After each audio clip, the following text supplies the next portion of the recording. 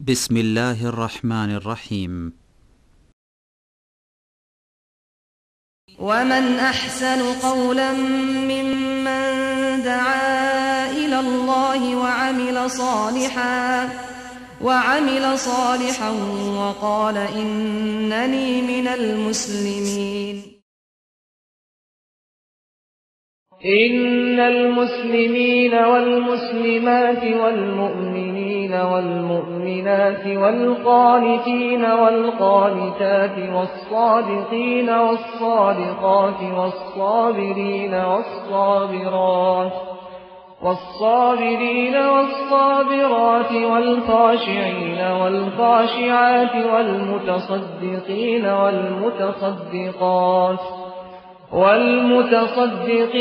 والمتصدقات والصائمين والصائمات والحافظين فروجهم والحافظات والذاكرين الله كثيرا والذاكرات أعد الله لهم مغفرة وأجرا عظيما. الحمد لله نحمده ونستعينه ونستغفره ونعوذ بالله من شرور أنفسنا ومن سيئات أعمالنا من يهده الله فلا مضل له ومن يضلله فلا هادي له وأشهد أن لا إله إلا الله وحده لا شريك له وأشهد أن محمدا عبده ورسوله يا أيها الذين آمنوا اتقوا الله حق تقاته ولا تموتن إلا وأنتم مسلمون يا أيها الناس اتقوا ربكم الذي خلقكم من نفس واحدة وخلق منها زوجها وبث منهما رجالا كثيرا ونساء واتقوا الله الذي تساءلون به والأرحام إن الله كان عليكم رقيبا يا أيها الذين آمنوا اتقوا الله وقولوا قولا سديدا يصلح لكم أعمالكم ويغفر لكم ذنوبكم ومن يطع الله ورسوله فقد فاز فوزا عظيما أما بعد فإن خير الحديث كتاب الله وخير الهدي هدي محمد صلى الله عليه وسلم وشر الأمور محدثاتها وكل محدثة بدعة وكل بدعة ضلالة وكل ضلالة في النار.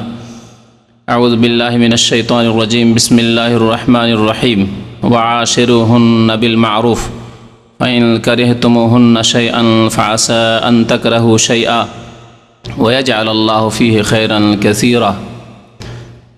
মহান আল্লাহর সমস্ত প্রশংসা যে আল্লাহ পাক রব্বুল আলামিন মানুষকে সৃষ্টি করেছেন এবং তাদেরকে নারী পুরুষে ভাগ করেছেন।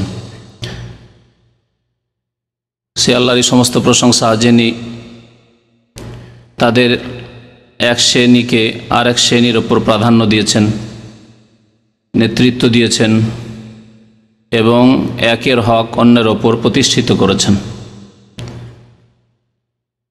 দরুদ সালাম নাজিল হোক নবী মুহাম্মদ রাসূলুল্লাহ সাল্লাল্লাহু আলাইহি সাল্লামের প্রতি, যিনি আমাদের জীবনের প্রতিটি ক্ষেত্রে আদর্শ। তাকে অনুকরণ করা, তার অনুসরণ করা প্রত্যেক মানুষের উপর আল্লাহ পাক ফরজ করেছেন। গত 2 সপ্তাহ আগে আলোচনা হয়েছিল আদর্শ নারী সম্পর্কে,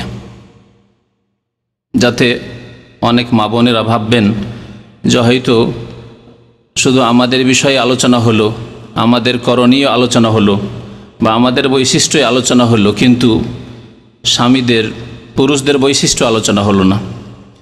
আবার অনেক ভাইরা রয়েছেন যারা ভাববেন যে হয়তো শুধু স্ত্রীদেরই ওপর আমাদের অধিকার আছে, যদিও অধিকার নিয়ে এ বিষয়ে আজকে আলোচনা নয়, বা স্ত্রীদের বৈশিষ্ট্য দেখতে হবে, কিন্তু আমাদের কিছু বৈশিষ্ট্য যে হওয়া উচিত একজন আদর্শ পুরুষ হওয়ার জন্য, আদর্শ স্বামী হওয়ার জন্য, সে সম্পর্কে হয়তো অনেকের গাফিলতি থাকতে পারে বা বেখেয়ালও হতে পারেন অনেকে। সেই জন্য আজকে সেই দিকটি পুরা করার উদ্দেশ্যে আলোচনা করব আদর্শ স্বামী সম্পর্কে। আদর্শ স্বামী একজন কেমন করে আপনি হতে পারবেন। আল্লাহ পাক রব্বুল আলামিন কোরআনে কারীমের সূরা নিসার আয়াত নম্বর 19 এ ইরশাদ করেছেন। আয়াতের একটি অংশ আল্লাহ পাক ইরশাদ করেছেন, ওয়া আশিরুহুন্না বিল মারুফ, তোমরা স্ত্রীদের সাথে সৎভাবে জীবনযাপন করো বা সদাচরণ করো। বা আশিরুহুন্না, তাদের সাথে জীবনযাপন করো, বিল মারুফ, সৎভাবে। যেমন সদাচরণ হওয়া উচিত। আল্লাহ পাক বিল মারুফ বলেছেন। এ মারুফের ব্যাখ্যা হবে আজকে, যে কেমন আচরণ করলে আপনি তার সাথে মারুফ সদ্ব্যবহার করতে পারবেন, সদাচরণ করতে পারবেন, এবং আপনিও শান্তিতে জীবন যাপন করবেন এবং আপনার যে জীবনের সাথী তিনিও শান্তিতে জীবন যাপন করবেন। কারণ এতে উভয়ের শান্তি রয়েছে। আল্লাহ পাকের দিন জীবনের প্রতিটি ক্ষেত্রে প্রতিষ্ঠিত করলে, কায়েম করলে তাতে যেমন পুরুষের শান্তি রয়েছে তেমন স্ত্রীর শান্তি রয়েছে, সবার শান্তি রয়েছে। ফাইন কারিহতুমুহুন, তারপর আল্লাহ বলছেন যদি তাদের কোনো কিছু খারাপ লাগে বা তাদের কাউকে তোমাদের খারাপ লাগে, ফাইন কারিহতুমুহুন্না শাইআ, স্ত্রীদের যদি আচার আচরণ খারাপ লাগে, কথাবার্তা খারাপ লাগে, কোনো দিক ঘৃণা করো, পছন্দ হয় না। আছে বহু স্ত্রী আছে হয়তো বেশ কিছু দিক ভালো, কিন্তু কিছু দিকে ঘাটতি রয়েছে, ত্রুটি রয়েছে, হয়তো ভাষা খারাপ বা উগ্র মেজাজ বা দিনদারিতে ত্রুটি আছে কিছু, তবে এমন ত্রুটি নয় যেটি ইসলাম কুফরির ব্যাপার স্যাপার, শিরক কুফরি, নামাজ ত্যাগ এরকম নয়, বা একেবারে চরিত্রহীনতা এরকম নয়। কিছু ত্রুটি আছে ইবাদত বন্দেগীর ক্ষেত্রে, কিন্তু আখলাক চরিত্র ভালো। ইবাদত বন্দেগী খুব সুন্দর, কিন্তু চরিত্রের ক্ষেত্রে কিছু দিকে ত্রুটি রয়েছে, কথাবার্তায় বা খেদমতে, সেবায়, ছেলে মেয়েদের লালন পালনে, বিভিন্ন ক্ষেত্রে কারো কোনো ক্ষেত্রে ত্রুটি রয়েছে, কারো কোনো ক্ষেত্রে ত্রুটি রয়েছে, কারো কোনো ক্ষেত্রে ত্রুটি রয়েছে। আল্লাহ পাক রব্বুল আলামিন কোনো ব্যক্তিকে পৃথিবীতে পূর্ণরূপে সমস্ত বৈশিষ্ট্য ভালো দিয়ে সৃষ্টি করেননি। প্রত্যেক মানুষের মধ্যে ঘাটতি রয়েছে, ত্রুটি রয়েছে, অভাব রয়েছে। একমাত্র পূর্ণতার অধিকারী আল্লাহ পাক রব্বুল আলামিন, আল কামাল লিল্লাহি সুবহানাহু ওয়া তাআলা। সমস্ত উত্তম গুণ, ভালো গুণ, পূর্ণ মাত্রায় একমাত্র আল্লাহ পাকের মধ্যে রয়েছে। তবে আল্লাহ পাক রাসূলুল্লাহ সাল্লাল্লাহু আলাইহি সাল্লামকে আমাদের আদর্শ স্বরূপ যেহেতু প্রেরণ করেছেন শেষ রাসূল করে, সুতরাং তিনি আমাদের জন্য উসওয়াতুন হাসানা, আল্লাহ কোরআনে ইরশাদ করেছেন লাকাদ কানা লাকুম ফি রাসূলিল্লাহি উসওয়াতুন হাসানা। তাকে আল্লাহ পাক রব্বুল আলামিন পৃথিবীর যতগুলি ভালো গুণ প্রয়োজন মানুষের জন্য উত্তম আদর্শ হওয়ার জন্য তা আল্লাহ পাক পূর্ণ মাত্রায় দিয়েছেন, তা আল্লাহর দান। এজন্য আমাদেরকে নবী করিম সাল্লাল্লাহু আলাইহি সাল্লামকে জীবনের প্রতিটি ক্ষেত্রে অনুসরণ করতে হবে, তার জীবন আদর্শ চর্চা করতে হবে। নামাজের ক্ষেত্রে আমরা অনেকেই নামাজ পড়ি, আবার অনেকে পড়ি না। যারা নামাজ পড়ি তারাও কি প্রতিটি ক্ষেত্রে আমরা এই খেয়াল করি যে রাসূলুল্লাহ সাল্লাল্লাহু আলাইহি সাল্লাম এইভাবে নামাজ পড়েছেন কি? আপনি নিজেকে প্রশ্ন করুন, আপনি নিজেকে প্রশ্ন করুন রাসূলুল্লাহ সাল্লাল্লাহু আলাইহি সাল্লাম এই আচরণ করেছেন কি যে আচরণ আমি আমার স্ত্রীর সাথে করেছি? আপনি একজন মহিলা হিসাবে চিন্তা করুন যে রাসূলুল্লাহ সাল্লাল্লাহু আলাইহি সাল্লাম যে আদর্শ স্বামী ছিলেন তার সাথে খাদিজা রাদিয়াল্লাহু তাআলা, আয়েশা রাদিয়াল্লাহু তাআলা আনহা, উম্মাহাতুল মুমিনিন অন্যান্য, তারা কি আচরণ করেছেন যে আচরণ আমি আমার স্বামীর সাথে করছি? এই প্রশ্ন আমাদের প্রত্যেক মুসলিম নরনারীকে করতে হবে এবং এর জবাব নিতে হবে, তাহলে আমরা সংশোধন হতে পারবো। আর যদি খেয়াল খুশি চলতে থাকি, না আমি অনেক মহিলার চাইতে ভালো, আমি অনেক পুরুষের চাইতে ভালো, আমি অনেক স্বামীর চাইতে ভালো, তাহলে কখনো ভালো হওয়া যাবে না। আমাদের প্রতিটি ক্ষেত্রে রাসূলুল্লাহ সাল্লাল্লাহু আলাইহি সাল্লামের আদর্শকে চর্চা করতে হবে, জানতে হবে, আদর্শ সম্পর্কে ইলম হাসিল করতে হবে এবং তার বাস্তবায়ন করতে হবে। আগ্রহ থাকতে হবে জানার যে আমি একজন স্বামী হয়েছি, বিবাহ করেছি অথবা বিবাহ করতে যাচ্ছি, তাহলে আমি আমার স্ত্রীর সাথে কেমন আচরণ করলে আদর্শ স্বামী হতে পারবো। ওই রকম স্বামী যদি হইতে পারি যেমন ছিলেন রাসূলুল্লাহ সাল্লাল্লাহু আলাইহি সাল্লাম, এক কথায় উত্তর। কিন্তু কেমন ছিলেন রাসূলুল্লাহ সাল্লাল্লাহু আলাইহি সাল্লাম, কেমন হতে বলেছেন আদর্শ স্বামীকে রাসূলুল্লাহ সাল্লাল্লাহু আলাইহি সাল্লাম, এটা জানতে হবে। এই ক্ষেত্রে পড়াশোনা করতে হবে, এই ক্ষেত্রে শুনতে হবে, পড়তে হবে, জানতে হবে এবং তার প্রতি আমল করতে হবে। ফাআসা আন তাকরাহু শাইআন, হতে পারে স্ত্রীর কোনো আচরণ খারাপ লাগতে পারে, অপছন্দ হতে পারে, ওয়ায়াজআল আল্লাহু ফীহি খায়রান কাসীরা, তবে আল্লাহ পাক হতে পারে তাতে তোমার জন্য অফুরন্ত কল্যাণ রেখেছেন। এক দুটি খারাপ চরিত্র লাগছে, কথা কর্কশ ভাষা মাঝে মাঝে বলে, হঠাৎ করে রেগে যায়, কিন্তু অনেক ভালো গুণ রয়েছে। সুতরাং আল্লাহ পাক তোমার জন্য তাতে অফুরন্ত কল্যাণ হয়তো রেখেছেন, তুমি জানো না। তাহলে এই ক্ষেত্রে ধৈর্যের প্রয়োজন রয়েছে, সহ্যের প্রয়োজন রয়েছে, মেনে নেওয়ার প্রয়োজন রয়েছে, নম্রতার প্রয়োজন রয়েছে। এগুলি হচ্ছে ভালো গুণ। তো আদর্শ স্বামী কেমন করে হব এই সম্পর্কে কয়েকটি কথা বলবো। নবী করিম সাল্লাল্লাহু আলাইহি সাল্লামের খুব প্রসিদ্ধ হাদিস রয়েছে স্বামীর বৈশিষ্ট্য সম্পর্কে, যে স্বামী কেমন হবে। বর খোঁজ করতে যাচ্ছেন কোনো মেয়ের জন্য, এই বর কেমন হবে। নবী করিম সাল্লাল্লাহু আলাইহি ওয়াসাল্লাম ইরশাদ করেছেন, ইযা খাতাবা ইলাইকুম মান তারদাউনা দীনাহু ওয়া খুলুকাহু ফাযাওয়িজুহু। যদি তোমাদের কাছে প্রস্তাব নিয়ে আসে, পেগাম নিয়ে আসে বিবাহের, এমন ব্যক্তি তারদাউনা দীনাহু, যার দিন তোমার কাছে পছন্দনীয়। সম্বোধন করেছেন নবী করিম সাল্লাল্লাহু আলাইহি ওয়াসাল্লাম বাবাকে, ভাইকে, মেয়ের অভিভাবক, মেয়ের অভিভাবককে, যে তোমাদের কাছে যদি প্রস্তাব নিয়ে আসে, প্রস্তাব সরাসরি মেয়ের কাছে নিয়ে যাওয়া যায় না, এটা ইসলাম নয়। প্রস্তাব, মেয়ের বাবা অলি রয়েছে, অলি ছাড়া, অভিভাবক ছাড়া বিয়ে হয় না যেহেতু শরীয়তে, সুতরাং অভিভাবকের কাছে, বাবা থাকলে বাবা, না হলে দাদা, না হলে চাচা, বড় ভাই, তাদের কাছে। ইযা খাতাবা ইলাইকুম মান তারদাউনা দীনাহু ওয়া খুলুকাহু, তোমাদের কাছে যদি প্রস্তাব নিয়ে আসে এমন ব্যক্তি যার দিন তোমাদের কাছে পছন্দনীয়, ওয়া খুলুকাহু, এবং তার চরিত্র পছন্দনীয়। দিন এবং চরিত্র যখন নবী করিম সাল্লাল্লাহু আলাইহি সাল্লাম বলেছেন, তাহলে বোঝা যাচ্ছে দিন আর চরিত্র আলাদা, পৃথক। চরিত্র, ভালো চরিত্র দিনের অন্তর্ভুক্ত, কিন্তু দিনের পরে, ইসলামের পরে, ধর্মের পরে যখন চরিত্রের কথা উল্লেখ করা হয়েছে, তাহলে এখানে দিনের ব্যাখ্যা একটু সংক্ষেপ করতে হবে, আরও মানে ব্যাপক নয়। দিন মানে ইবাদত বন্দেগী, দিনকে যখন ইবাদত বন্দেগী দিয়ে ব্যাখ্যা করবেন, তাহলে বাকি থাকে আরেকটা দিক, সেটা হচ্ছে চরিত্রের দিক। তাহলে হাদিসের অর্থ এই হবে যে এমন ব্যক্তি যদি প্রস্তাব নিয়ে আসে যার ইবাদত বন্দেগী ভালো, যার আকীদা ভালো, তৌহিদ ভালো, যার আকীদায় বিশ্বাসে শিরক নেই, কবর মাজার পূজা নেই, পীর পূজা নেই, মাজারে গেলে রোগ ভালো হয় এসব শিরকি কুফরি আকীদা নেই, সেখানে সন্তান পাওয়া যায় এসব শিরকি আকীদা নেই। দিন, এটা হচ্ছে দিন। বরং দিনের আসল মূল হচ্ছে একত্ব, তাওহীদ। আল্লাহ পাক সবকিছুর মালিক, দাতা আল্লাহ, সুতরাং সমস্ত ইবাদত বন্দেগী আল্লাহর, সেজদা আল্লাহর জন্য, দোয়া আল্লাহর জন্য। বালা মুসিবত, বিপদ আপদ, সুখে দুঃখে উদ্ধারকারী একমাত্র আল্লাহ পাক রব্বুল আলামিন। এটি হচ্ছে প্রথম বিষয়। তারপরে নামাজ, ইবাদতের, ইসলামের দ্বিতীয় স্তম্ভ হচ্ছে নামাজ। নামাজ ঠিক আছে, যুবক প্রস্তাব নিয়ে আসছে, নামাজ 5 ওয়াক্ত ঠিক আছে, সুন্দর।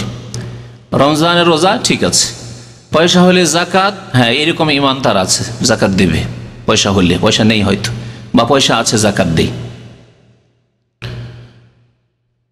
এইভাবে যেই বাড়িতে আপনি মেয়েকে তুলে দিতে যাচ্ছেন, সেই বাড়িতে পর্দা আছে, হেজাব, পর্দা ফরজ, পর্দা আছে বাড়িতে। মা বাবা নামাজি, ধার্মিক, দিনকে ভালোবাসে, তাহলে ছেলে দিনকে ঘৃণা করতে পারে না, তারও খোঁজ রাখতে হবে। সাবালক যখন হয়েছে ছেলের খোঁজ রাখতে হবে, কিন্তু সাধারণত মা বাবা যদি সত্যিকার অর্থে দিনদার হয়, ইবাদত বন্দেগী সুন্দর হয়, তাহলে ছেলেরও ইবাদত বন্দেগী সুন্দর হবে। তো ইবাদত বন্দেগী, দিন মানে ইবাদত বন্দেগী তার ভালো, ও খুলুকাহু, এবং তার চরিত্র ভালো, কারো সাথে তার বিবাদ নেই, মারামারি নেই, ঝগড়া নেই, ফাসাদ নেই, কোনোদিন তার চরিত্র নষ্ট করেনি, জেনা ব্যভিচার করে, মদ পান করে ইত্যাদি, জুয়া খেলে, যার অনেকগুলি আমাদের সমাজে এখনো দেখি, চরিত্রের কিছু দিক দেখি, কিন্তু নামাজের খোঁজ খবর রাখি না, খোঁজিনি না আমরা। কিন্তু দেখি ছেলে জুয়া খেলে না তো, ছেলে নেশা করে না তো, এগুলি দেখে, এখনো দেখে, অনেক অমুসলিমও দেখে। নবী করিম সাল্লাল্লাহু আলাইহি ওয়াসাল্লাম 2 দিক দেখতে বলেছেন, ইবাদত বন্দেগী ঠিক আছে আর চরিত্র ঠিক আছে। ফাযাওয়িজুহু, তাহলে তার সাথে বিয়ে দিয়ে দাও, তোমার মেয়ের, তোমার বোনের বিয়ে দিয়ে দাও। ইল্লা তাফআলুহু, যদি এই কাজ না করো, ভালো ছেলে পেলে, ইবাদত বন্দেগী সুন্দর আর তার চরিত্র সুন্দর। দেখেন, পয়সা দেখতে বলা হয়নি, কারণ একজন পুরুষ মানুষের পয়সা দেখার কি প্রয়োজন আছে? বিয়ে করেছে, সকালবেলা বেরোবে, সন্ধ্যা পর্যন্ত খাবার ব্যবস্থা নিয়ে আসবে, মেহনত করবে, তাহলে পয়সা দেখার কি আছে? এইরকম যোগ্যতা যদি থাকে, কাজের যোগ্যতা, হ্যাঁ, ভিক্ষার পেশা আগে থেকে ধরে রয়েছে, তাহলে আপনার চিন্তার বিষয় রয়েছে যে ভিক্ষুককে কেন আমি দেবো। কিন্তু যার মধ্যে কর্মক্ষমতা আছে, কাজ করার ক্ষমতা আছে, ফাজাউজুহু, বিবাহ দিয়ে দাও। এই কথা বলা হয়নি যে ধন সম্পদ দেখো। ইল্লা তাফআলু, ভালো ছেলে পেলে, ইবাদত বন্দেগী সুন্দর পেলে, চরিত্র ভালো পেলে, তারপরেও যদি বিয়ে না দাও, ইল্লা তাফআলু তাকুন ফিতনাতুন ফিল আরদি ওয়া ফাসাদুন আরিজ, তাহলে পৃথিবীতে বিপর্যয় সৃষ্টি হবে এবং ফাসাদ নেমে আসবে, চরিত্রহীনতা নেমে আসবে। আপনার বাড়িতে, পরিবারে এমন ঘটনা ঘটতে পারে যেটা আপনার জন্য অপ্রীতিকর, আপনাকে ভালো লাগবে না। মেয়ের পছন্দ হয়ে গেছে ছেলে, আর আপনি বিবাহ দিতে চান না, শুধু না ছেলে গরিব, আপনার মেয়ে পছন্দ করেছে, তার ইবাদত বন্দেগী ভালো, নামাজ রোজা ভালো, তার চরিত্র ভালো, আমি ওই ছেলেকে বিয়ে করব। সেই ছেলে কি বাড়ি থেকে বেরিয়ে যায় না? বাবার খোঁজ খবরই নেই, মায়ের খোঁজ খবর নেই। এইরকম বহু ঘটনা ঘটছে। নবী করিম সাল্লাল্লাহু আলাইহি সাল্লাম এইরকম বিপর্যয়ের দিকে ইঙ্গিত করেছেন। বিপর্যয়ের আরো বেশ কিছু দিক রয়েছে। বিবাহ দিচ্ছেন না, এই ভালো ছেলে পাবো, আরো পয়সাওয়ালা ছেলে পাবো, আরো পয়সাওয়ালা ঘরে বিয়ে দেবো, এই করতে করতে মেয়ের বয়স যখন 22, 24, 25 হয়ে গেল, তখন 22-25 হলে আমাদের সমাজের মেয়েদেরকে বলে 35, 10 বছর বেশি করে এমনি বলে। যুবকদের বয়স কমিয়ে বলা হয়, যদি 35 হয় তো বলে 25 বছরের ছেলে, আর মেয়েদের বয়সকে বাড়িয়ে বলা হয়। কথা সত্য না? তাহলে 22 থেকে 25 যদি মেয়ে চলে যায়, তাহলে তখন আপনার মেয়েকে, আপনার বোনকে বলবে 35 বছর বয়স, অনেকদিন আগে ডিগ্রি করেছে, পাশ করেছে, বসে আছে অনেকদিন থেকে, কত রকমের কথাবার্তা, ভালো ছেলে আসতে চাইবে না। তখন বিপর্যয় সৃষ্টি হবে। যখন স্বামী পাবে না, একজন যুবতী যখন স্বামী পাবে না, তখন তার যৌবন রয়েছে, পাপে লিপ্ত হতে পারে, অবৈধ রাস্তা অবলম্বন করতে পারে, ফাসাদুন আরিজ, ব্যাপক ফাসাদ সৃষ্টি হবে, অবনতি দেখা দিবে চরিত্রে, সমাজে, পরিবারে। তো নবী করিম সাল্লাল্লাহু আলাইহি সাল্লাম বৈশিষ্ট্য দেখতে বলেছেন ইবাদত বন্দেগীর, বৈশিষ্ট্য দেখতে বলেছেন চরিত্রের। এই চরিত্র সম্পর্কে আমার এর আগের আলোচনা আছে। মুসলিমের চরিত্র বলে 2টি বক্তব্য আছে। মুসলিমের চরিত্র কেমন হইতে হবে বিস্তারিত আলোচনা রয়েছে, সুতরাং সেই দিকে কথা বাড়াচ্ছি না, যেহেতু সময় খুবই অল্প, সময়ের অর্ধেক সময় শেষ হয়ে গেছে। তবে যাদের চরিত্র ভালো তাদের প্রশংসা করেছেন নবী করিম সাল্লাল্লাহু আলাইহি সাল্লাম, এবং কিয়ামতের দিনে সবচাইতে নিকটবর্তী হবে নবী করিম সাল্লাল্লাহু আলাইহি সাল্লামের ওই ব্যক্তি যার চরিত্র বেশি ভালো। নবী করিম সাল্লাল্লাহু আলাইহি সাল্লাম একটি হাদিসে ইরশাদ করেছেন, বুখারীতে হাদিস রয়েছে, ইন্না মিন আহাব্বিকুম ইলাইয়া ওয়া আকরাবিকুম মিন্নি মাজলিসান ইয়াউমাল কিয়ামাতি, তোমাদের মধ্যে সবচাইতে প্রিয় ব্যক্তি আমার নিকট। কার নিকট? রাসূলুল্লাহ সাল্লাল্লাহু আলাইহি ওয়াসাল্লামের নিকট। প্রিয় ব্যক্তি তোমাদের মধ্যে সবচাইতে বেশি আমার নিকট, ওয়া আকরাবুকুম মিন্নি মাজলিসান, এবং আমার মজলিসের নিকটবর্তী সে বসতে পাবে, অবস্থান করতে পাবে। কখন? ইয়াউমাল কিয়ামা, কিয়ামতের দিনে, জান্নাতে। কে সেই ব্যক্তি? আহাসানুকুম আখলাকান, যার চরিত্র সবচাইতে বেশি সুন্দর, যার চরিত্র যত সুন্দর। তাহলে ভালো চরিত্রের মানুষ নবী করিম সাল্লাল্লাহু আলাইহি সাল্লামের অত্যন্ত নিকটবর্তী হবেন কাল কিয়ামতে, জান্নাতে। আর নবী করিম সাল্লাল্লাহু আলাইহি সাল্লামের প্রিয় পাত্র। নবী করিম সাল্লাল্লাহু আলাইহি সাল্লাম থেকে আবু উমামা রাদিয়াল্লাহু তাআলা একটি হাদিস বর্ণনা করছেন, যাতে 3 শ্রেণীর মানুষের প্রশংসা করা হয়েছে এবং তাদেরকে জান্নাতের সুসংবাদ দেওয়া হয়েছে। 3 শ্রেণীর মানুষ, এবং এই 3টি যে গুণ রয়েছে বা 3টি কথা রয়েছে, সবগুলির সম্পর্ক চরিত্রের সাথে। তাহলে এমন স্বামী যদি হয়, তাহলে এইরকম স্বামীকে, এইরকম নারীকে নবী করিম সাল্লাল্লাহু আলাইহি ওয়াসাল্লাম জান্নাতের সুসংবাদ দিয়েছেন। বলছেন, আনা যাইমুন বিবাইতিন ফি রাবাদিল জান্নাহ, আমি জান্নাতের প্রথম তলায়, রাবাদিল জান্নাহ মানে ফ্লোরে, প্রথম তলায় জান্নাতে একটি ঘরের জামিন হয়ে যাচ্ছি, দায়িত্ব নিচ্ছি। রাসূলুল্লাহ সাল্লাল্লাহু আলাইহি ওয়াসাল্লাম ইরশাদ করছেন, কার জন্য? লেমান তারাকাল মেরা ওয়াইন কানা মুহিক্কান, যদি সেই ব্যক্তি হকপন্থী হওয়া সত্ত্বেও, ন্যায্য অধিকার রাখা সত্ত্বেও ঝগড়া বিবাদকে পরিত্যাগ করেন, ঝামেলা চাই না আমি, হক তার, জমি তার, বাড়ি তার, ন্যায্য অধিকার তার, কিন্তু দেখছে যে এই ন্যায্য অধিকার যদি দাবি করতে যায়, এই নিয়ে যদি কথা বাড়াতে যায়, তাহলে কি হবে? ঝগড়া বিবাদ হবে, সেই ব্যক্তি ঝগড়া করা ছেড়ে দিল, তর্ক করা ছেড়ে দিল। তাহলে এই কথাটিকে স্বামী স্ত্রী জীবনে লাগান। কারণ বিষয়বস্তু হচ্ছে আজকে আদর্শ স্বামীর। আপনি স্বামী হিসাবে দেখছেন আমি ন্যায্য কথা বলেছি, আমি ন্যায্য কথায় আছি, আমি ঠিক পয়েন্টে আছি, আমার স্ত্রী ভুল কথা বলছে, ভুল যুক্তি পেশ করছে। আপনি বলছেন আমার ছেলেকে আমি ইসলামিক প্রতিষ্ঠান দেব, আলেম তৈরি করব, হাফেজ আলেম তৈরি করব। তারপরে নেতৃত্ব আপনার। আল্লাহ বলছেন কাওয়ামুন আলান নিসা, কে? আর রিজালু কাওয়ামুন আলান নিসা, পুরুষ হচ্ছে মহিলাদের ওপর নেতা। সুতরাং নেতৃত্ব আপনার, ন্যায্য পথে আপনি আছেন, কিন্তু আপনার স্ত্রী ঝামেলা করছে যে কোনো ব্যাপার নিয়ে। এই ব্যাপার হোক, আপনার বাবা মায়ের ব্যাপার স্যাপার নিয়ে হোক, হক আপনার সাথে, সত্য আপনার সাথে, কিন্তু তারপরেও আপনি স্ত্রীর সাথে তর্কে জড়িত হতে গেলেন না, বেশি কথা বলতে গেলেন না, ছেড়ে দিলেন, আপনার ন্যায্য অধিকার ছেড়ে দিলেন। তবে শর্ত হচ্ছে নাজায়েজ কাজ করতে হবে না, হারাম কাজ করে নয়। কিন্তু এই ক্ষেত্রে আপনার ন্যায্য অধিকার ছিল, সেই ক্ষেত্রে আপনার অধিকার আপনি নিজেই, ঠিক আছে তোমার কি মত শুনি, তোমারটাই নিলাম। এইভাবে যদি কেউ ঝগড়া করা ত্যাগ করে, বিবাদ করা ত্যাগ করে, যদিও সে হকপন্থী ন্যায্যপন্থী, তাহলে তার জন্য নবী করিম সাল্লাল্লাহু আলাইহি সাল্লাম একটি স্পেশাল ঘরের, জান্নাত তো পাবেই সে, কিন্তু স্পেশাল ঘরের জামানত দিয়েছেন, দায়িত্ব নিয়েছেন জান্নাতের নিচের তলায়, প্রথম তলায়। ওয়াবি বাইতিন ফি ওয়াসাতিল জান্নাহ, আর জান্নাতের মধ্যখানে। প্রথমটিতে যেমন প্রথম তলায়, তেমন এক কিনারা তো হয় একদিকে, কিন্তু এটি হচ্ছে জান্নাতের মধ্যখানে, মিডিলে।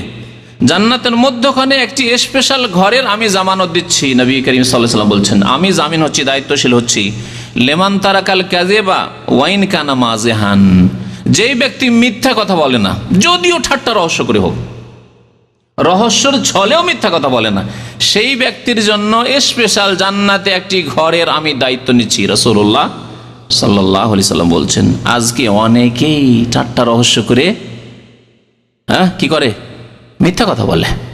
মিথ্যা কথা বললো 5 মিনিট, 10 মিনিট, আধা ঘন্টা, 1 ঘন্টা, একদিন মিথ্যা কথা বলে থাকলো, পরের দিন বলছে, 1 ঘন্টা পরে বলছে না না না আপনার সাথে রহস্য করছিলাম, আসলে কিছুই না, মিথ্যা। স্বামী স্ত্রীর জীবনে যদি এইরকম হয়, রহস্যর ছলেও যদি মিথ্যা কথা বলা আপত্তিকর হয়, তাহলে রহস্যের ছলে না, যদি আপনি অন্য কোনো ক্ষেত্রে মিথ্যা কথা বলেন, আপনার স্ত্রীকে মিথ্যা কথা বলছেন, আপনি মিশামিশি ওয়াদা করছেন আর ওয়াদা পুরা করছেন না, তাহলে কি হবে? জান্নাতের ঘর থেকে মাহরুম হবেন না, বঞ্চিত হবেন না?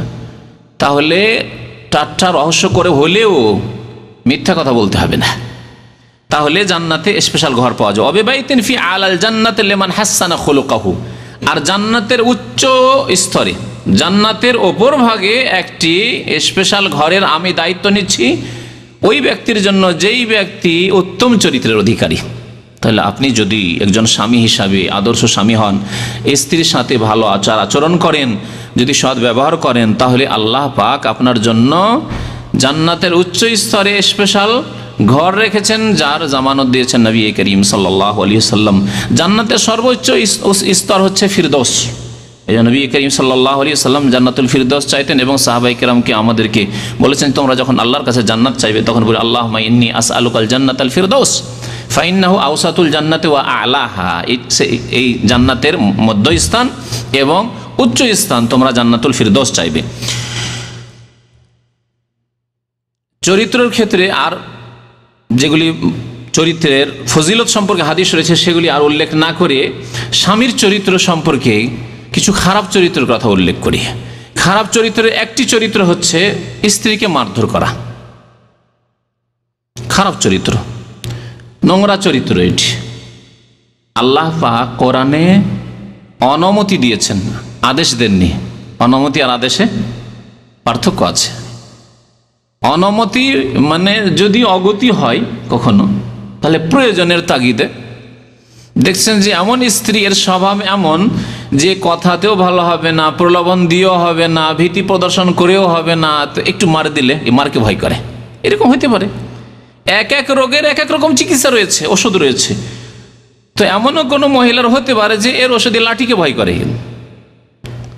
বাকি আর কিছু ভয় করে না। তোমার খরচ দেবো না, ভয় করে না।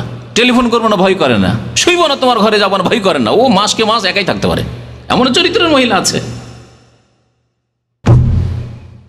তাহলে দেখা যায় যে বিভিন্ন সংশোধনের যেগুলি পন্থা রয়েছে সেগুলি দিয়ে সংশোধন হচ্ছে না, চিকিৎসায় হচ্ছে না। তখন আল্লাহ পাক রব্বুল আলামিন অনুমতি দিয়েছেন, কোরআনে কারিমে অনুমতি রয়েছে।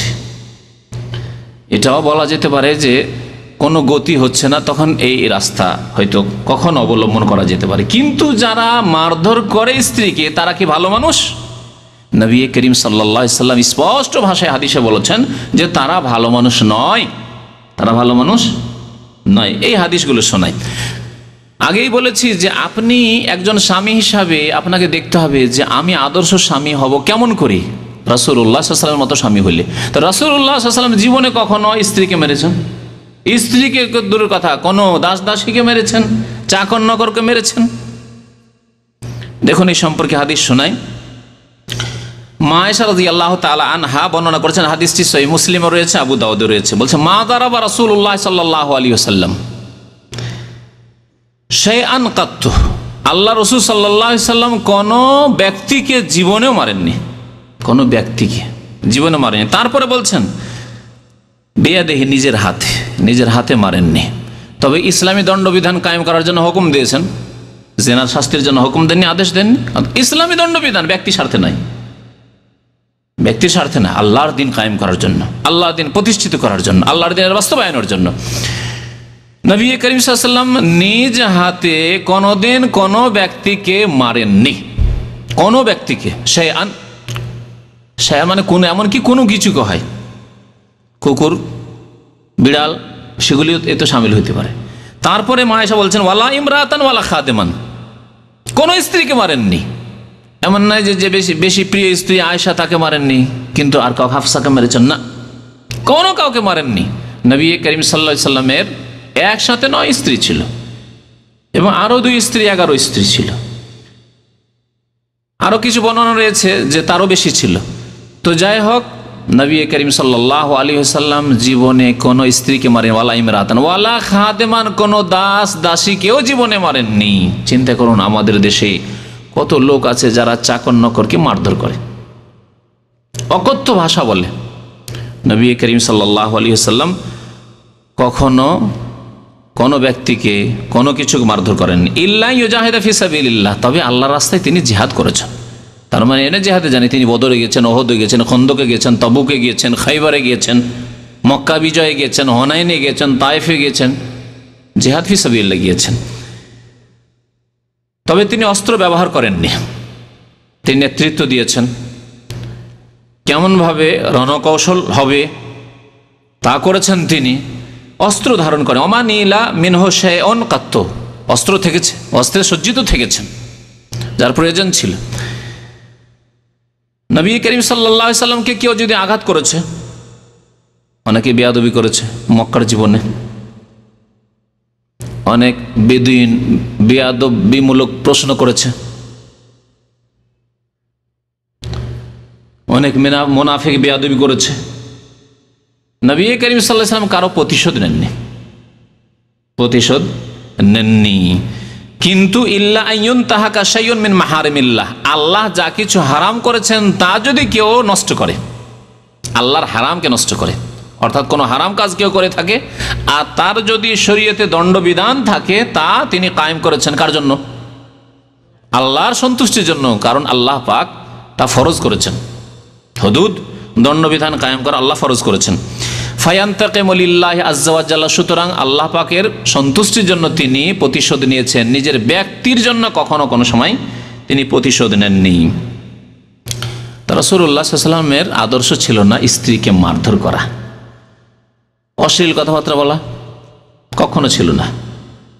নবী করিম সাল্লাল্লাহু আলাইহি ওয়াসাল্লামের হাদিস, আজওয়াজ মুতাহহারাত আল্লাহ নবী বিবিগণ বর্ণনা করছেন, লাম ইয়াকুন রাসূলুল্লাহ সাল্লাল্লাহু আলাইহি ওয়াসাল্লাম ফাহিশান ওয়ালা মুতাফাহিশান, নবী করিম সাল্লাল্লাহু আলাইহি ওয়াসাল্লাম অশ্লীল ছিলেন না, অশ্লীল কথাবার্তা জবানে কোনোদিন আসতো না। আবার কিছু লোক অশ্লীল নয় কিন্তু অশ্লীলতা প্রকাশ করে, মানে তার চরিত্র প্রকৃতির স্বভাব অশ্লীলতার নয়, কিন্তু দেখে যে না, এখানে এই লোকটি খুব ভুল করেছে, আমার স্ত্রী চরম অন্যায় করেছে, তখন গাল বের হয় না, তবুও জবরদস্তি করে বের করে, টেনে টুনে বের করে। একে বলা হয় মুতাফাহিশ বলা হয়। স্বভাব অশ্লীল স্বভাব নয়, কিন্তু মাঝে মাঝে চেষ্টা করে অশ্লীল কথাবার্তা বলা। অনেকে আছে জন্মগত ভালো মানুষ বা পারিবারিক দিক দিয়ে ভালো মানুষ, ভদ্র মানুষ, ভদ্র পরিবেশে মানুষ হয়েছে, ও খারাপ নোংরা গালি গালাজ জানেন না, কিন্তু দেখে যে না এ খুব বাঁকা, এ বাঁকাকে সোজা করলে গালি দিতে হবে, তখন ও খোঁজ করে করে গালি খোঁজ করে। এইরকমও ছিলেন না নবী করিম সাল্লাল্লাহু আলাইহি সাল্লাম। আজকাল এরকম অনেকই পাওয়া যাবে। লাম ইয়াকুন ফাহিশান ওয়ালা মুতাফাহিশান, নবী করিম সাল্লাল্লাহু জীবনে কোনো অশ্লীল কথা না বলতেন, না তার স্বভাব ছিল, না তিনি বানিয়েও বলতেন। নবী করিম সাল্লাল্লাহু আলাইহি সাল্লাম মদিনায় একবার স্ত্রীদেরকে মারার অনুমতি দিলেন। আয়াত নাজিল হলো, ওয়াল্লাতি তাখাফুনা নুশুজাহুন্না, আয়াতটি আপনাদেরকে শুনিয়ে দিই। আল্লাহ বলছেন, যদি তোমাদের স্ত্রীদের পক্ষ থেকে এইরকম আশঙ্কা হয় যে এরা অবাধ্য হয়ে যাচ্ছে, নামাজ পড়তে বলছি নামাজই পড়ে না, উঠতে বলছি ফজরে উঠছি উঠেই না, অবাধ্য, নুশুজাহুন্না। এইরকমই হকের ক্ষেত্রে, অধিকারের ক্ষেত্রে যেগুলি রয়েছে সেই ক্ষেত্রে অবাধ্য। আল্লাহ বলছেন যদি অবাধ্য হয়ে যায় কোন স্ত্রী, ফায়েজও হন না, প্রথম পদক্ষেপ আল্লাহ কি বলছেন, উপদেশ দাও, বোঝাও তাকে, উপদেশ দাও। বাড়িতে অবস্থান করতে বলছেন, বোরকা পরে বেরোতে বলছেন, ও শাড়ি পরে বেরিয়ে যাচ্ছে। তুমি হাট বাজারে যাবে না, তোমার ভাই আছে যথেষ্ট। তুমি একা তোমার বাবার বাড়ি থেকে আমার বাড়ি আসবে না, বা আমার বাড়ি থেকে তোমার বাবার বাড়ি যাবে না, তোমার ভাই এসে বা তোমার বাবা নিয়ে যাবে, দুলাভাইয়ের সাথে চলে যাচ্ছে, নাজায়েজ কাজ করলো, মাহারাম ছাড়া অন্য কারোর সাথে হারাম কাজ করলো। এগুলি হচ্ছে নশুজ, নাফরমানি করা, বিরুদ্ধাচরণ করা স্বামীর। এইরকম অনেক রকমের বিরুদ্ধাচরণ রয়েছে যা হয়ে থাকে এক সেই নারীদের পক্ষ থেকে। আল্লাহ বলছেন উপদেশ দাও, প্রথমখানে বোঝাও। এই নয় এক শ্রেণীর মূর্খদের মতো জানতে পারলো যে এরকম অন্যায় কাজ করেছে, টেলিফোনটা উঠিয়েই তুমি এরকম কাজ করেছো, চরম অন্যায় করেছো, তালাক তালাক তালাক দিল, একসাথে 3 তালাক। দেশি তরিকায়, ইসলামী তরিকায় নাই, ইসলামী তরিকায় হারাম। সর্বসম্মতি করবে হানাফি, শাফি, মালিকি, হাম্বলি 4 মাযহাবে একসাথে 3 তালাক দেওয়া হারাম। হিদায়ায়ে বেকায়া খুললেও পাবেন তাতে যে তালাকে বিদি আর মুহাররম, বিদাতি এবং হারাম তালাক হচ্ছে একসাথে 3 তালাক দেওয়া। তালাকুস সালাসে ওয়াহিদা, মাররা ওয়াহিদা, একবারই 3 তালাক দেওয়া। তাহলে এই হারাম কাজ আমাদের দেশের অহরহ হচ্ছে, আর মূর্খদের দ্বারা হচ্ছে সামান্য ছোটখাটো কথা। আল্লাহ বলছেন উপদেশ দাও। উপদেশ দিয়েও হয় না, বুঝাইলেন কিন্তু হচ্ছে না। একবার বুঝালেন হলো না, আরেকবার দেখছে আপনার সাবালক ভাইয়ের সাথে চলে গেছে ঢাকা ঘুরতে, সিনেমায় চলে গেছে, নাউযুবিল্লাহ। ওয়াহজুরুহুন্না ফিল মাযাজি, দ্বিতীয় পদক্ষেপ আল্লাহ বলছেন যে তাদের বিছানা আলাদা করে দাও, শুয়েও না তার সাথে, বিছানা আলাদা, তোমার বিছানা আসতে দিও না। কাছে থাকলে, দূরে থাকলে কি করবেন? দূরে থাকলে ঠিক আছে, টেলিফোন বন্ধ করে দেন, খরচ পাঠানো বন্ধ করে দেন। যে তুমি অবাধ্য, তখন তোমার জন্য খরচ নেই আমার পক্ষ থেকে, আমার টেলিফোনের পয়সা নেই তোমার জন্য, ব্যাস।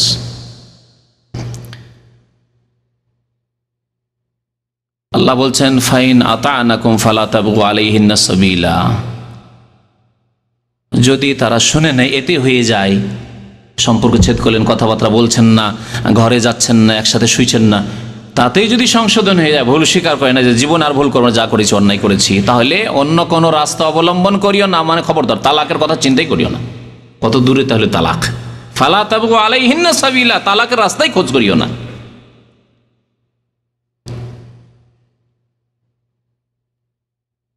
আল্লাহ পাক রব্বুল আলামিন তৃতীয় পদক্ষেপ বলছেন যে মারো, মার দাও।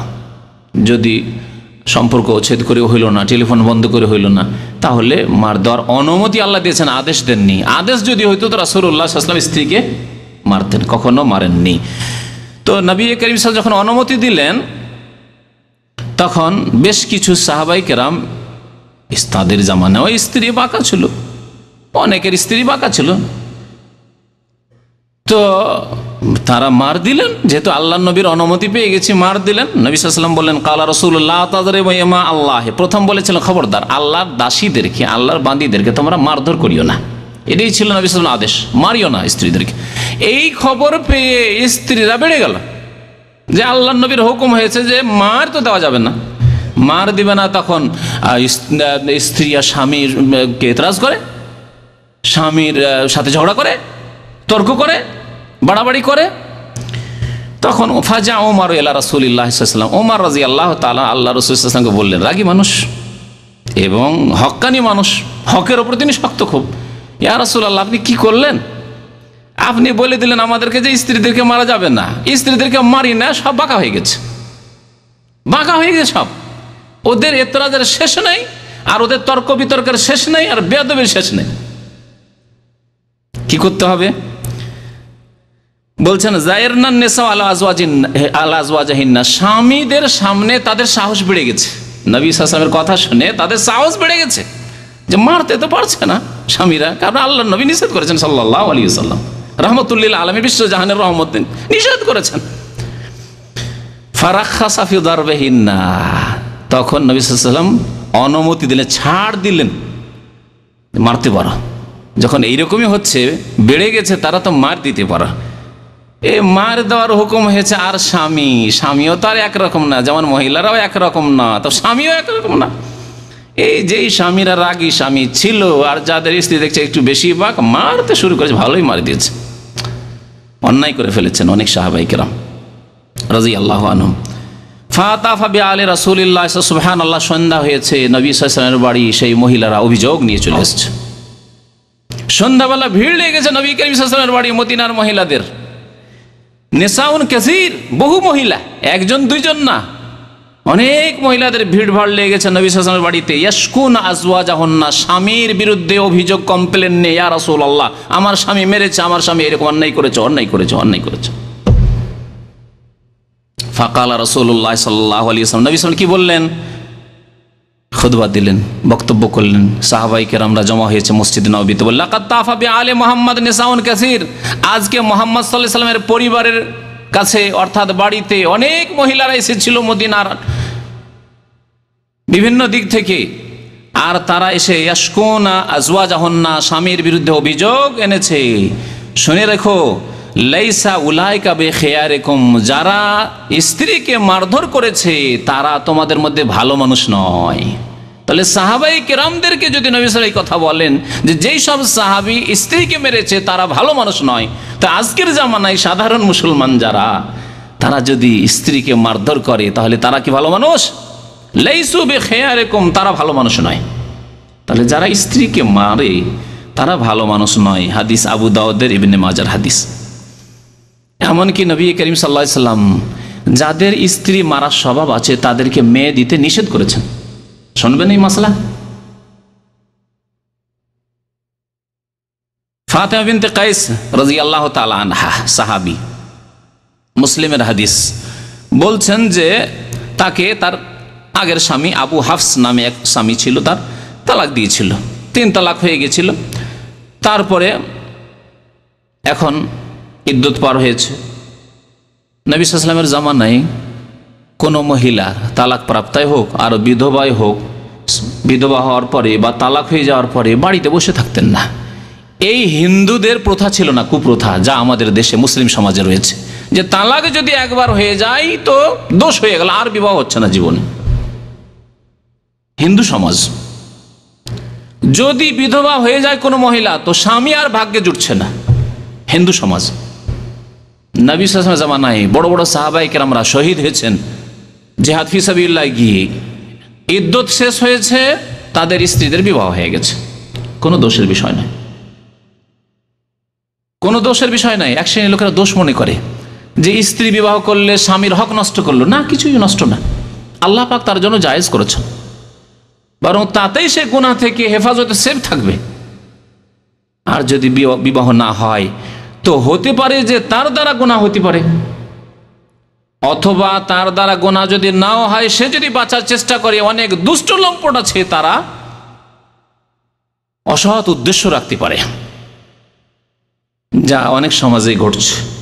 সুতরাং বিবাহ হয়ে গেলে নিরাপদ হয়ে গেল অন্তত এই ফিতনা থেকে, পাপের।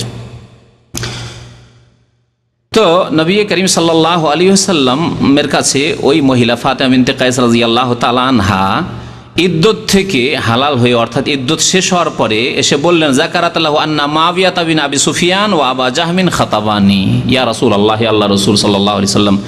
মুআবিয়া আবু সুফিয়ানের ছেলে মুআবিয়া, পরে যিনি খলিফাতুল মুসলিমিন হয়েছিলেন, এই মুআবিয়া আমাকে পয়গাম দিয়েছে। নবী সাল্লাল্লাহু আলাইহি সাল্লামের কে শালা হাফসা রাদিয়াল্লাহু তাআলা আনহার ভাই, আবু সুফিয়ানের ছেলে রাদিয়াল্লাহু আনহু পয়গাম দিয়েছেন। আর আমাকে আরেক যুবক পয়গাম দিয়েছে, আবু জাহাম ওর নাম।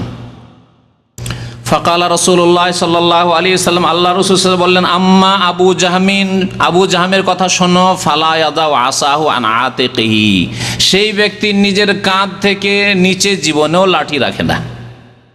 মানে কি, সব সময় তার হাতে লাঠি, লাঠি ছাড়া কথা না। আমাদের দেশের ভাষায়, আরবি ভাষায় বলে লা ইয়াদাউ আসাহু আন আতিকিহি, কাঁধ থেকে লাঠি রাখে না, এটা শাব্দিক অর্থ। আর আমাদের দেশে বলে লোকটির লাঠি ছাড়া কোনো কথা নেই, মানে মুখে বোঝানো নেই, উপদেশ দেওয়া নেই, আর কোনো যুক্তি নেই, লাঠি, সব কিছুতে লাঠি, সব কথাতে লাঠি, লাঠি ছাড়া আর কোনো কথা নেই। এ হচ্ছে আবু জাহাম। নবী করিম সাল্লাল্লাহু আলাইহি ওয়াসাল্লাম এটাকে দোষ তুলে ধরলেন, সুতরাং আবু জাহামকে বিয়ে করিও না।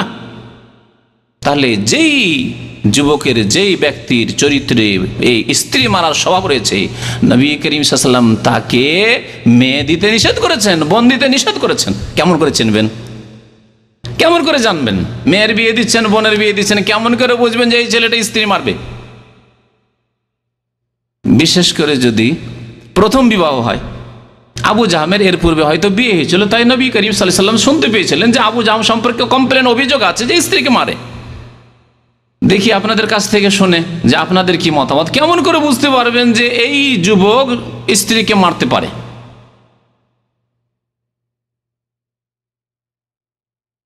জবাব নেই কিছু আপনাদের কাছে? হ্যাঁ, বাবা শুধু, আর মাকে দেখবে না? মাও যদি বেশি মেজাজি হয়, অনেক মা আছে স্বামীকে মারতে চলে যাবে, স্বামীকে যে ধমক দিতে যাচ্ছে, তাহলে তার ছেলে কি সম্ভাবনা আছে যে তার মাই যদি এরকম জবরদস্ত হয়, স্বামীকে ধমক দিতে যায়, তাহলে ছেলে সম্ভাবনা আছে? তাহলে একটু দেখে শুনে এইরকম পরিবারে মেয়ে দেওয়ার ক্ষেত্রে, বোন দেওয়ার ক্ষেত্রে একটু সাবধানে, সতর্ক। বাবার মারা অভ্যাস আছে, ছোট থেকে দেখেছে মারতে, মারতে শিখেছে। দাদাকে, চাচাকে দেখেছে, বংশের লোকেরা মারে, ও মারতে দেখেছে, ও তাই শিখেছে হয়তো। সুতরাং এটা হচ্ছে দেখার বিষয়। তারপরে ছেলেটার চরিত্র উগ্র মেজাজ, উগ্র মেজাজ, খুব রাগী, রেগে গেলে আর রাগ ঠান্ডা হতে চায় না, তাহলে সম্ভাবনা বেশি আছে যে এই রাগ ঝাড়বে লাঠি দিয়েছে। দেখার বিষয় রয়েছে, চরিত্রের মধ্যে এটা রয়েছে। নবী সাল্লাল্লাহু আলাইহি ওয়াসাল্লাম চরিত্র দেখতে বলেছেন। চরিত্রের মধ্যে ঠান্ডা মেজাজ হওয়া, নম্রভাষী হওয়া, নম্র চরিত্রের হওয়া, ধৈর্যশীল হওয়া, এগুলি রয়েছে তার মধ্যে। তো নবী করিম সাল্লাল্লাহু আলাইহি ওয়াসাল্লাম আবু জাহামকে বিবাহ করার জন্য নিষেধ করলেন, ফাতেমাকে, ওকে বিয়ে করিও না।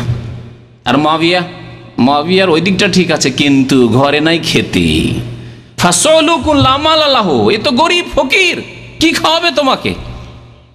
তাহলে এখানে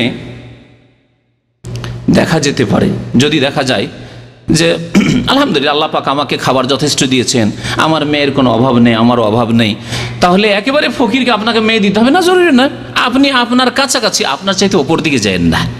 অনেকে নিজের চাইতে ওপর দিকে, নিজে যতটা তার চাইতে সম্ভ্রান্ত পরিবার, তার চাইতে পয়সাওয়ালা, পয়সা হলেই যে সম্ভ্রান্ত এমন কথা নয়। আসলে পয়সাওয়ালা পরিবারে যেতে চায়, যার ফলে তার মেয়ে বা বোন শান্তি পায় না, কারণ সেখানে গিয়ে দাসীর মতো তার সাথে আচরণ করা হয়। তোমার বাবা গরিব, কিন্তু যদি আপনার মতোই হতো, অথবা আপনার চাইতে একটু আর্থিক দিক থেকে দুর্বলই হতো, আর তার বাড়িতে মেয়ে দিতেন, বোন দিতেন, সব সময় শ্রদ্ধার পাত্র থাকতো আপনার মেয়ে বা বোন, অত্যন্ত গুরুত্বপূর্ণ এই বিষয়।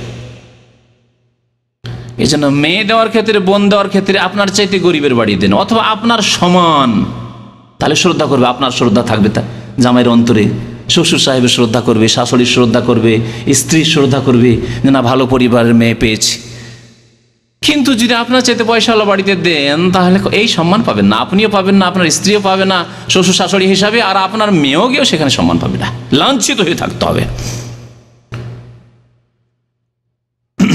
তো দেখা যেতে পারে, সচ্ছলতা দেখা যেতে পারে। নবী করিম সাল্লাল্লাহু আলাইহি সাল্লাম ফকির বললেন মুআবিয়াকে, আল্লাহ পাক কি করতে পারেন না? সেই মুআবিয়াকে আল্লাহ পাক রব্বুল আমিরুল মুমিনিন বানিয়ে দিলেন, খলিফাতুল মুসলিমিন বানিয়ে দিলেন। দীর্ঘ 20 বছরের বেশি তিনি খলিফা থাকলেন।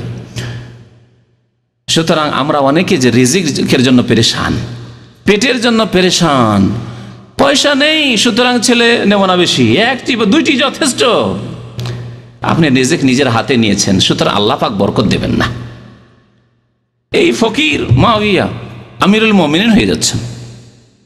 দেশের বিশাল দেশ, মরক্কো পর্যন্ত, পশ্চিম দিকে, পূর্ব দিকে আফগানিস্তান পর্যন্ত এত বড় বিশাল দেশের মালিক হয়ে যাচ্ছেন মুআবিয়া রাদিয়াল্লাহু তাআলা আনহু।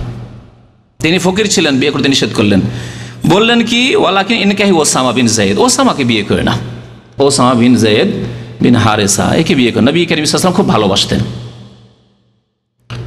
ওসামা দেখতে খুব কালো ছিল। বলছেন তাই ফাতেমা রাদিয়াল্লাহু তাআলা আনহা, ফাতেমা বিনতে কায়েস বলছেন, ফাকারিহতুহু, আমি অপছন্দ করছিলাম, বিয়ে করতে চাইছিলাম না। তাহলে মেয়েদের রুচির বিষয় রয়েছে। আপনার মেয়ে থাকলে, আপনার বোন থাকলে এই স্বাধীনতা অবশ্যই দেবেন। আপনি রং কালো না সাদা, বেটে না লম্বা, দেখতে সুন্দর না বানর, কেমন দেখতে, সে সৃষ্টিগত হোক না কেন, কিন্তু তার স্বাধীনতা রয়েছে। এই স্বাধীনতাকে খর্ব করবেন না, নষ্ট করবেন না। পরামর্শ নিতে হবে মেয়েদের বিবাহের ক্ষেত্রে, যাতে করে আগামী জীবন সুখী হয়। বিয়ে দিয়ে দিলেন চাপ সৃষ্টি করে, পয়সা দেখে, ধন দেখে অথবা চাকরি দেখে, আর কুৎসিত, দেখতে ভালো না, বেটে বা দুর্বল স্বাস্থ্যের দিক দিয়ে আপনার মেয়ে পছন্দ হলো না। ওর বাড়ি কি দেখবে, পাকা বাড়ি কি দেখবে, আর পয়সা টাকা চাকরি কি দেখবে, টান দিয়ে চলে আসলো আবার বাড়ি। অথবা সে হারাম কাজ করা শুরু করলো, স্বামী পছন্দ হচ্ছে না, তখন একটা ভালো কোনো শয়তান যুবকের সাথে অবৈধ সম্পর্ক হয়ে গেল। এরকম বহু ঘটনাই ঘটছে। সুতরাং মেয়েদের কাছে, বোনদের কাছে পরামর্শ নিতে হবে বিয়ে দেওয়ার সময়, যে এইরকম যুবক আমরা চয়েস করেছি বা পছন্দ করতে যাচ্ছি, তোমার মতামত কি, মত নিতে হবে। এই কথা বলা হয়েছে, নবী করিম সাল্লাল্লাহু আলাইহি ওয়াসাল্লাম বলেছেন। প্রথম দিকে অপছন্দ করলেন, কিন্তু নবী সাল্লাল্লাহু আলাইহি ওয়াসাল্লাম বললেন, ইনকাহি ওসামা, ওসামা ভালো হবে, বিয়ে করে নাও তুমি, শুধু দেখতে কালা, বাকি সমস্ত গুণ তার সুন্দর ছিল। বলছেন ফানাকাহাতু, আল্লাহ নবী সাল্লাল্লাহু আলাইহি ওয়াসাল্লামের কথা শুনে আমি বিয়ে করেই ফেললাম। ফাতেমা বলছেন, ফাজাআলাল্লাহু ফিহি খাইরান, আল্লাহ পাক তাতে আমার জন্য বড়ই মঙ্গল করলেন, বড়ই মঙ্গল করলেন, ভালো স্বামী আমি পেলাম। ওয়াক্তবিত্ত, এবং অনেকে ঈর্ষা করত, হিংসার মতো, যে এত সুন্দর স্বামী পেয়ে নিল রে, এত সুন্দর স্বামী ফাতেমা বিনতে কায়েস পেয়ে গেল, ঈর্ষা করত যে এইরকম স্বামী যদি আমরা পেতাম। তো নবী করিম সাল্লাল্লাহু আলাইহি ওয়াসাল্লামের আদেশ পালন করলে দুনিয়ায় বরকত রয়েছে, আর দিনেও বরকত রয়েছে, ইহকালেও বরকত রয়েছে, আর পরকালেও বরকত রয়েছে।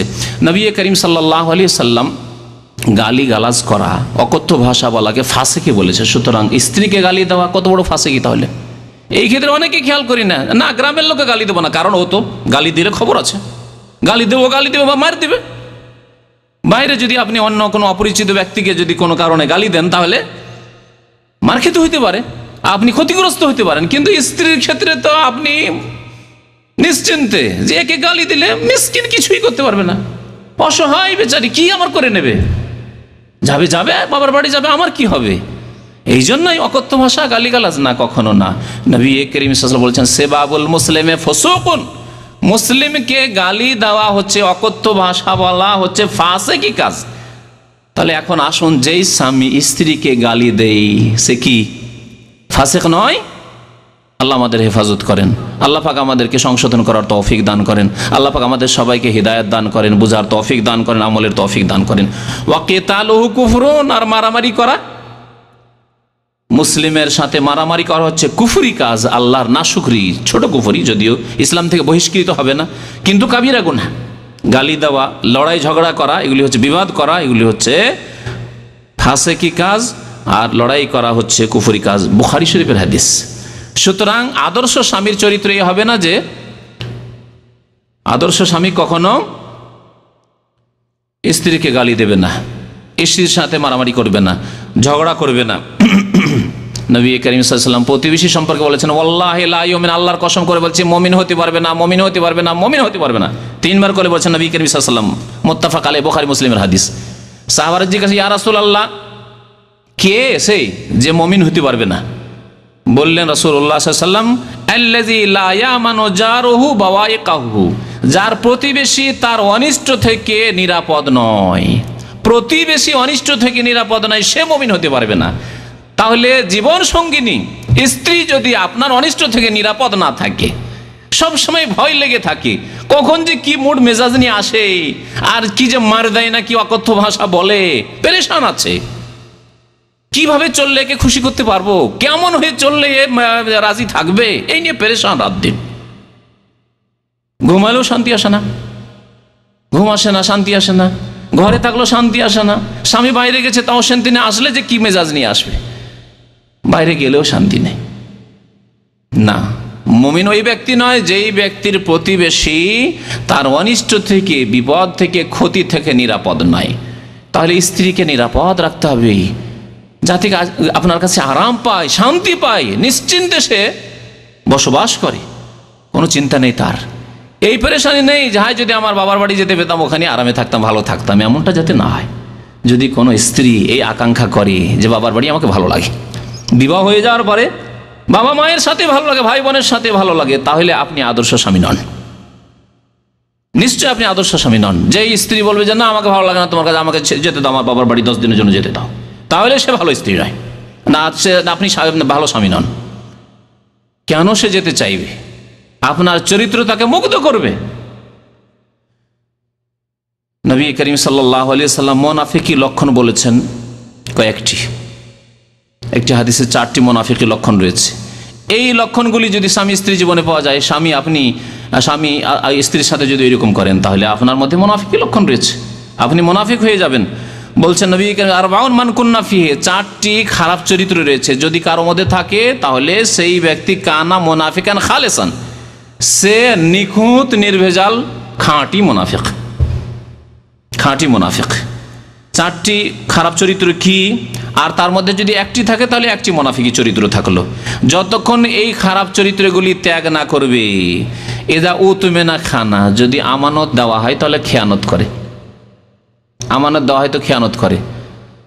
এখানে দাম্পত্য জীবনে এই কথাটিকে ফিট করি। এই যে মেয়েটিকে তুলে দিচ্ছে মেয়ের বাবা, বোনকে তুলে দিচ্ছে ভাইয়েরা, আমানত নয় কি? 16 বছর, 18 বছর, 20 বছর মানুষ করলো, কত টাকা পয়সা খরচ করে, কত আদর স্নেহ করে, আর কত যত্ন করলো, কত পয়সা খরচ করলো, কত রকমের চিকিৎসা করলো, কত খরচ করেছে চিন্তা করুন তো একটা মেয়ের পিছনে। তারপরে আপনার ঘরে আমানত তুলে দিল, আপনি খেয়ানত করলেন। যৌতুকের জন্য মারধর, মানসিক টর্চার, মানসিক নির্যাতন।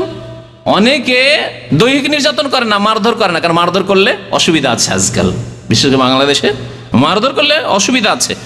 মানসিক অশান্তি সৃষ্টি করে, মানসিক নির্যাতন, আঘাতমূলক কথা, আক্রমণমূলক কথা, কষ্ট দেওয়া কথা, বা চাপ সৃষ্টি করা, যাও তুমি নিয়ে এসো, এই নিয়ে এসো, সেই নিয়ে এসো। আমানতে খেয়ানত, আমানতে খেয়ানত, আমানতে খেয়ানতের অন্তর্ভুক্ত হারাম কাজ করতে বাধ্য করা। দুলাভাই এসছে, যাও তাকে খাবার দিয়ে এসো। আমার ছোট বোনের জামাই এসছে, স্বামী এসছে, তাকে খাবার দিয়ে এসো। আমানতে খেয়ানত। আমানত আপনাকে দেওয়া হয়েছে, তার দেহ আপনার জন্য, তার চেহারা আপনার জন্য, আপনি পাঠিয়ে দিলেন আপনার দুলাভাইয়ের খেদমত করার জন্য। আপনার ছোট ভাইয়েরা 25 বছর, 30 বছর, 35 বছর বয়স আছে, আমার ছোট ভাইদের খাওয়াবে না, খাওয়াই আসো, বসে বসে খাওয়াও। আমানত খেয়ানত। হাদিসটা শুধু তর্জমা পড়ে রেখে দিলে হবে না, বাস্তব জীবনে এই খেয়ানতগুলি আমাদের হচ্ছে, বাধ্য করছি অনেক সময় আমরা। আপনার মা, আপনার স্ত্রী, শাশুড়ি বাধ্য করছে, যাও আমার জামাই এসেছে, যাও খাবার দিয়ে আসো, খাবার খাওয়াই এসো। কথা বলতে, গল্প করতে বাধ্য করছে। এ হচ্ছে আমাদের সমাজ, যে সমাজের কথা বলছি, জেনে শুনেই বলছি, দেখেই বলছি। যদি না যায়, বউ যদি না যায়, সারা জীবনের জন্য অসন্তুষ্ট, যে কোনো ভাবে হোক না কেন ক্ষতিগ্রস্ত করতে হবে এই বউকে, বা ছেলেকে যেই ভাবে বিভ্রান্ত করে একে তালাক দেওয়াইতে হবে, তাড়াইতে হবে, কারণ আমার কথা শোনেনি, প্রতিশোধ নিতে হবে, ইত্যাদি ইত্যাদি। আক্রোশ, খেয়ানত। এই খেয়ানত মুনাফিকি তাহলে আপনার মধ্যে রয়েছে, আপনার আম্মার মধ্যে রয়েছে, আপনার বাবার মধ্যে রয়েছে। যদি এই নাজায়েজ কাজগুলি করায় তাহলে খেয়ানত করলো। আমানত দেওয়া হয়েছে আপনাকে, আপনার জন্য, আপনার শ্বশুর সাহেব দিনদার পরিষ্কার মানুষ, আপনার জন্য তুলে দিয়েছে যে আপনাকে দিলাম, আর কাউকে দিনি। আপনার বন্ধুদের না, আমার বন্ধুরা এসেছে। অনেকে গৌরব করে আমার স্ত্রী খুব খোলা মাইন্ডের লোক, শুনে কথা বলছি, শুনে স্বামীদের কাছ থেকে, ফাসেক দাইয়ুস স্বামীদের কাছ থেকে শুনে, আমার স্ত্রী খুব খোলা মনের লোক, আমার বন্ধু বান্ধব আসলে বলতে হয় না, নিজে এসে খাবার দাবার পরিবেশন করে। আউযুবিল্লাহ। খেয়ানত নয়, খেয়ানত আমানতে। খেয়ানত করছেন আর খেয়ানতের উপর হারাম কাজের উপর ফখর করছেন, মুনাফিকি করছেন আর মুনাফিকি কাজের উপর ফখর গৌরব। আশ্চর্য কথা। আর কি, ওয়াইজা হাদ্দাসা কাযাবা, কথা বললে মিথ্যা বলে। স্ত্রীর সাথে কথা বলছেন টেলিফোনে, আর ভালো অত বাসেন না, মিশামিশি এত ভালোবাসা, বলছেন যে তোমার ছাড়া আর কাউকে চিনি না, অথচ কারোর সাথে প্রেম করছেন। এইরকম যদি চরিত্র থাকে মুনাফিক।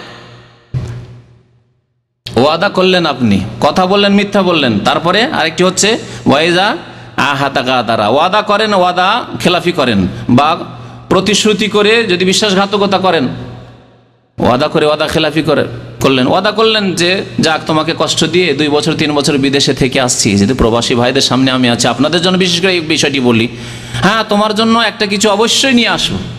কি নিয়ে আসবো বলো? তোমার সাথে ওয়াদা, তোমার জন্য নিয়ে আসবো, মালা নিয়ে আসবো, কানের নিয়ে আসবো, হাতের নিয়ে আসবো, কি নিয়ে আসবো। ওয়াদা খুব করলেন আর শেষখানে গেলেন খালি হাতে, কিছুই নিয়ে গেলেন না। কথা বললেন, মিথ্যা বললেন, ওয়াদা করলেন, ওয়াদা খেলাফি করলেন, এগুলি মুনাফিকি। যদি না পারেন তাহলে ওয়াদা করিয়েন না, না পারলে মিথ্যা কথা বলিয়েন না।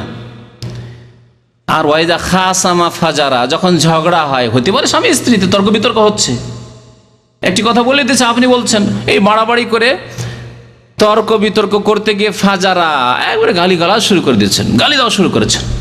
আর যদি মহিলারও জবান যদি ওই রকম লম্বা হয়, এক শ্রেণীর মহিলা যেমন আমাদের সমাজে, ও গালি দিতে পারে, তাহলে দেখে নেন কি স্বামী স্ত্রীতে গালি দেওয়া দেয় শুরু। তো যদি কোনো সময় তর্ক হয়, তাহলে ফাসিকি কথাবার্তা বলা, গালিগালাজ করা হচ্ছে মুনাফিকি লক্ষণ। নবী সাল্লাল্লাহু আলাইহি ওয়াসাল্লাম বলেছেন। আল্লাহ পাক রব্বুল আলামিন আমাদেরকে যেন খারাপ চরিত্র থেকে বেঁচে থাকার তৌফিক দান করেন, আমাদেরকে উত্তম চরিত্রবান হওয়ার যেন তৌফিক দান করেন, আমাদেরকে আদর্শ স্বামী হওয়ার যেন তৌফিক দান করেন, রাসূলুল্লাহ সাল্লাল্লাহু আলাইহি ওয়াসাল্লামের যেন আমাদেরকে অনুসরণ করার পূর্ণ মাত্রায় তৌফিক দান করেন, রাসূলুল্লাহ সাল্লাল্লাহু আলাইহি ওয়াসাল্লামের সিরাত আমাদেরকে পড়াশোনা করে তার বাস্তবায়নে যেন আল্লাহ পাক তৌফিক দান করেন। আল্লাহ পাক রব্বুল আলামিন আমাদের স্ত্রীদের যে হক রয়েছে সেই হক সুন্দরভাবে আদায় করার জন্য আমাদের তৌফিক দান করেন, এবং মা বোনদের জন্য দোয়া করি আল্লাহ পাক তাদেরকে যেন তাদের স্বামীর হক আদায় করার জন্য সুন্দরভাবে তৌফিক দান করেন। আমিন। সাল্লাল্লাহু আলা নবিয়িনা মুহাম্মদ ওয়া আলা আলিহি ওয়া সাহবিহি আজমাইন।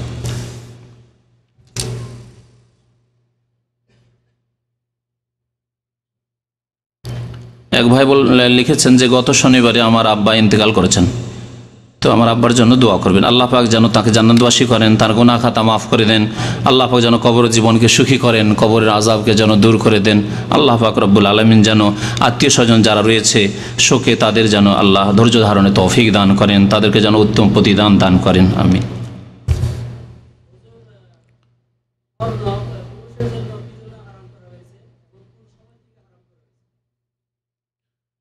নবী সাল্লাল্লাহু আলাইহি ওয়াসাল্লাম হারাম করেছেন, তার আগে ইসলামের আগে হারাম ছিল কি ছিল না সেটা আমাদের দেখার নাই। নবী করিম সাল্লাল্লাহু আলাইহি ওয়াসাল্লাম একদিন হাতে স্বর্ণ নিলেন আর রেশম নিলেন, আর বলেন ইন্না হাজাইনে, দুটি জিনিস নেওয়ার পরে বলেন ইন্না হাজাইনে হারামুন আলা যুকুরি উম্মতি, এই দুইটি বস্তু আমার উম্মতের পুরুষদের জন্য হারাম, হিল্লুল লিনাসিহিম, আমার উম্মতের মহিলাদের জন্য হালাল।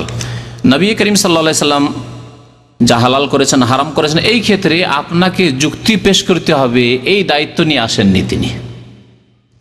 আল্লাহ পাকের দিন আল্লাহ নাজেল করেছেন, আর প্রত্যেকটি ক্ষেত্রে আমি কেন হারাম করলাম, তোমাদের জন্য কেন জায়েজ করলাম, কেন জোহর 4 করলাম, ফজর কেন 2 করলাম, যুক্তি দিয়ে বুঝাইতে হবে, এই দায়িত্ব আল্লাহ নেননি।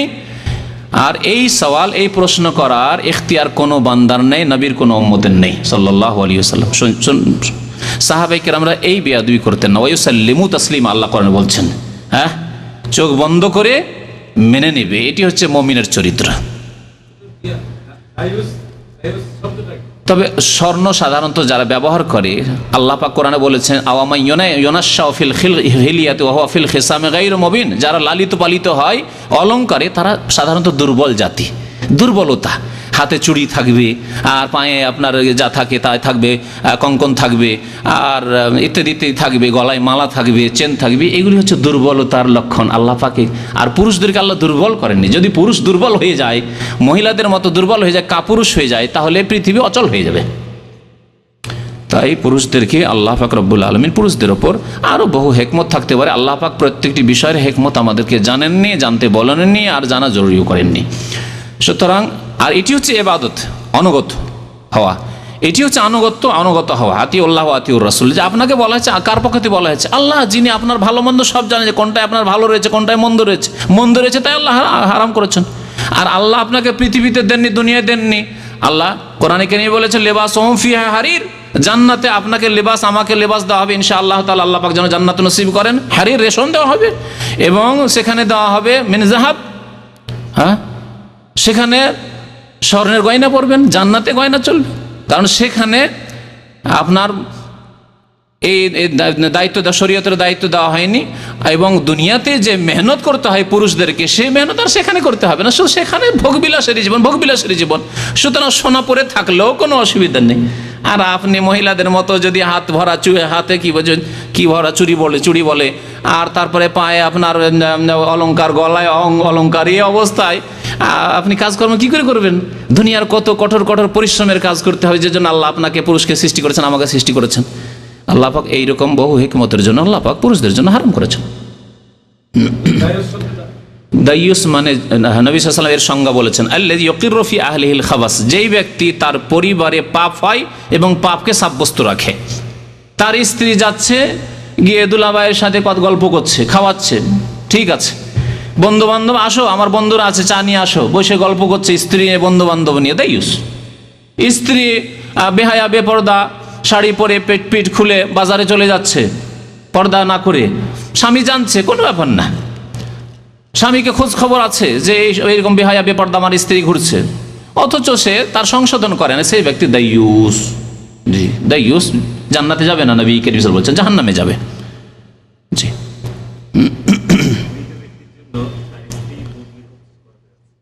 মৃত ব্যক্তির জন্য যে কোনো মানুষ বদলি হজ করতে পারে, যে হজ করেন না। এটি হচ্ছে সহিহ। নবী সাল্লাল্লাহু আলাইহি ওয়াসাল্লাম শুভ্রমা পক্ষ থেকে যখন এক সাহাবী লাব্বাইক বলছিলেন, তখন জিজ্ঞাসা করলেন যে কি ব্যাপার শুভ্রমাকে? বলছে আমার এক আত্মীয়, তার পক্ষ থেকে আমি হজ করছি। তো বলেন তুমি নিজের হজ করেছো? বলছেন না। নবী সাল্লাল্লাহু আলাইহি ওয়াসাল্লাম বললেন আগে তোমার হজ করো, হুজ্জা আন নাফসিকা, নিজের হজ করো, সুম্মা হুজ্জা আন শুভ্রমা, তারপরে শুভ্রমার পক্ষ থেকে হজ করো। তাহলে নিজের ফরজ হজ আদায় করতে হবে, এটি হচ্ছে সহিহ মাসলা। এবং অধিকাংশ আইম্মায়ে কেরাম এই ফতোয়াই দিয়েছেন এই হাদিসের আলোকে। যেই ইমাম হয়তো জায়েজ করেছেন, যেমন বাংলাদেশে এক শ্রেণী মুফতিরা ফতোয়া দিয়ে নিয়ে আসছে, মৌলভী সাহেব হুজুর হজ করেনি আর ওই পয়সাওয়ালাদের পয়সা নিয়ে বদল হজ করতে চলে আসছে। এই মযহাবের ফতোয়ার ভিত্তিতে কিন্তু হতে পারে এই হাদিস তার কাছে পৌঁছেনি, ইমাম সাহেবের কাছে পৌঁছেনি, সুতরাং এটি হাদিস বিরোধী মাসলা, এই কাজ করবেন নাকি? জি,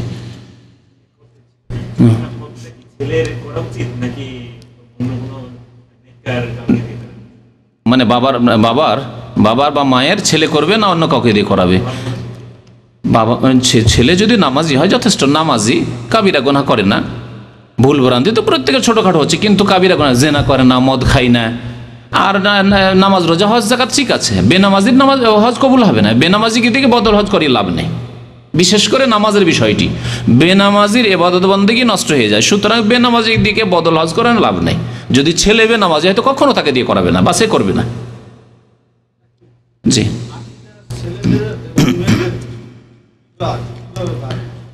আকিকার বিস্তারিত বক্তব্য আছে, সময় স্বল্পতার জন্য বিস্তারিত বলতে পারছি না। তবে ছেলেদের দুটি, খাসি, দুম্বা, ভেড়া ভেড়ি, বকরা বকরি, আর মেয়েদের একটি, 7 দিনের দেওয়া সুন্নত। বাকি বিস্তারিত আকিকা সম্পর্কে এবং নবজাত শিশুর অধিকার হক সম্পর্কে প্রায় 10টি হকের আলোচনা আছে একটি হাদিসে, নিয়ে নিতে পারেন, শুনতে পারেন। জি, সাল্লাল্লাহু আলা নবিয়িনা মুহাম্মদ ওয়া আলা আলিহি ওয়া সাহবিহি ওয়া আলাম। জি, সাল্লাল্লাহু আলা নবিয়িনা মুহাম্মদ ওয়া আলা আলিহি ওয়া সাহবিহি। قال رسول الله صلى الله عليه وسلم لأن يهدي الله بك رجلا واحدا خير لك من حمر النعم